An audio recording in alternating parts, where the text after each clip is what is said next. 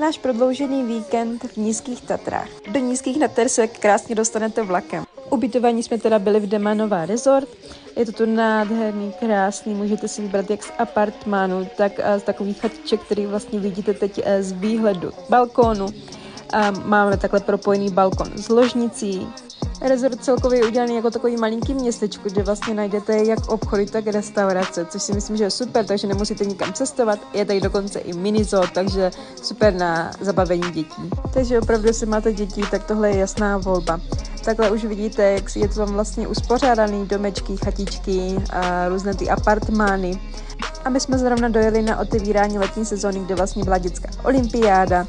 No a pak jsme zašli do wellness, kde vlastně máte v ceně pobytu wellness, který byl naprosto boží. Byl tam i dětský bazén, který měl 30 cm hloubku max, takže si tam děti opravdu vyhrály. Ale wellnessem to určitě nekončí, protože je tam opravdu hodně atrakcí, jako tahle ta velká dřevěná průleska, anebo tyhle pro malé děti, takže opravdu je tam toho dost. Plus ještě v restauraci najdete takový dětský koutek. No a pro dospělí je tady i fitko, takže opravdu pro všechny.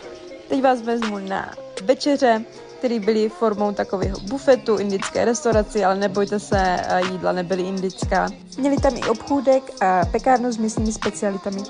No a to je celý náš prodloužený víkend.